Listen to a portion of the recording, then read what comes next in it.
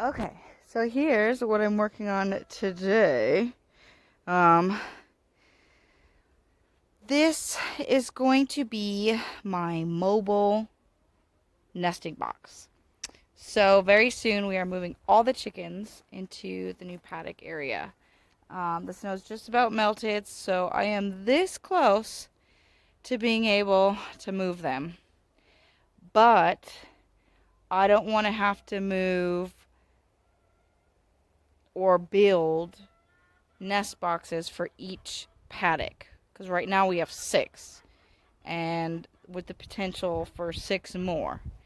So what I thought was I would do a nest box kind of on skids, as you can see with the 2x4s there, and haul it around with the wagon. So I had to create something very lightweight that could easily be pulled and moved, and this is what I come up with. Again, pretty much everything we build is out of scraps and pallets. If it works and it's sturdy, then it's good enough. It doesn't have to be perfect. It doesn't have to be pretty. I take functionality over fashion all the time. So here's basically what I've done. A bunch of wire to try and keep it lightweight.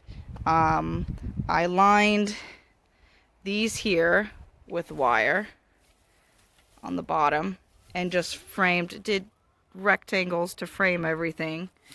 Screwed it all together. This side will stay open. And then I've got cross beams screwed into these 2x4s across this way and a big one in front. So I guess if the girls share, you know how it goes, a lot of them will pick one spot and they all like it, but I've got room for 1, 2, 3, 4, 5, 6, 7, 8, 9 hens at a time, which I think will be plenty. Even when we expand, we're going to be hatching out a bunch of eggs and keeping about 30 as new layers. So I think even with 30 hens laying, this will be plenty. So it's not completely finished. I'm going to close this side off with some wire just so the eggs don't fall out the side of these 2 nest boxes. I've got some old kind of plastic clear roofing I'm going to put on these. These will always be detachable. I'm not going to make these solidly secure. I mean, I will secure them with probably like a bungee cord or something, so if the wind picks up, it doesn't get blown away.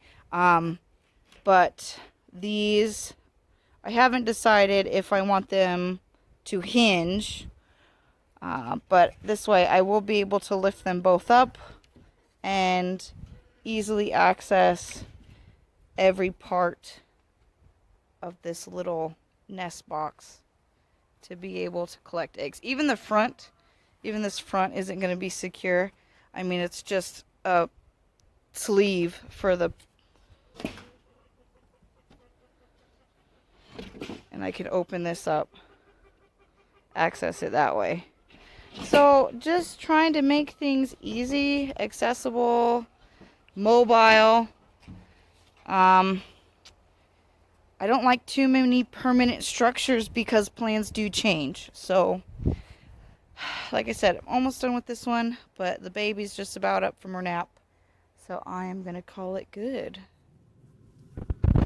Okay, so here we have kind of this random island of tree growth.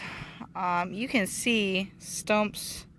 This whole place used to be well wooded and was thinned quite, at least, you know, a good portion was thinned quite well before we got the property. And when we moved here, this little growth was no taller than those pallets. And now they're all starting to shade the garden out dramatically. So it's time to thin all this out as well. And as sad as that makes me, especially because these cherry trees are beautiful and they give us the most cherries out of all the others. We don't have a lot of oak on the property, and this is one of the most well-established younglings. And I want to make sure that it's got a good chance. So basically, almost everything around it is going to have to go. So that's what I'm going to get done today, or try to get it all done. I don't know if I'll get it all done, but the goal is to cut these down as close to the ground as I can and hopefully get it all cleaned up. And depending on how the poison ivy in this area responds to the clearing, will determine whether or not we move our altar as well. So let's get to it.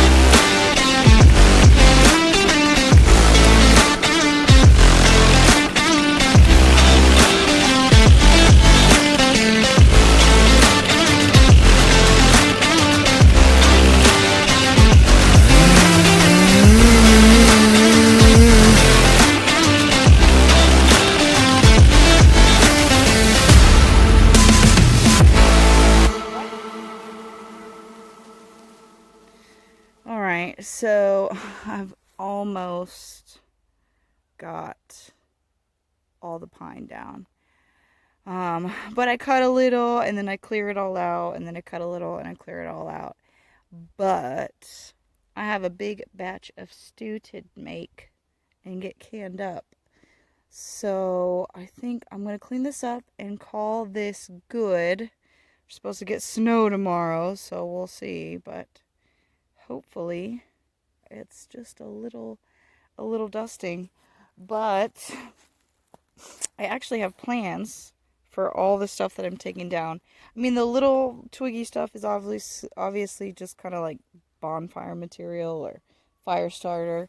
But like all these here, all these pine saplings, especially these big ones, will make fantastic poles and posts to use in the new paddock for building all the sleeping areas and the roosting spaces for all the chickens. So what I will do is, maybe that's what I'll do tomorrow in the snow, is take the limb loppers and just cut all the limbs off. Well, that one might need the actual chainsaw for some of those, but otherwise the pine is going to be used. I use them for staking tomatoes and all kinds of things. So, and them being green, I mean, there's not much else that they can be used for. The other thing that I like to do over here, I have a pile of all the cherry, and I'll do the same thing. I'll take most of these small limbs off the cherry. These thicker limbs I'll probably put to good use, but I love this cherry wood for crafting. I like to make toggles and buttons and earrings. I want to try my hand at flute making, as well as some other kind of fun projects. So all of these will get used. I'll cut them down to manageable sizes. I want to do a decorative um, walking stick, perhaps. So that's things that I like to do in the downtime. But I think this is gonna do it for today. I mean, look at the difference. It's huge. So, like I said, the only thing I'm hoping is that the poison ivy that does grow in between this shrubbery and my garden doesn't explode. I mean, we don't have poison ivy in any other part of the yard that's in direct sun. So I'm hoping that means it doesn't do well in direct sun. And this will ultimately kill it.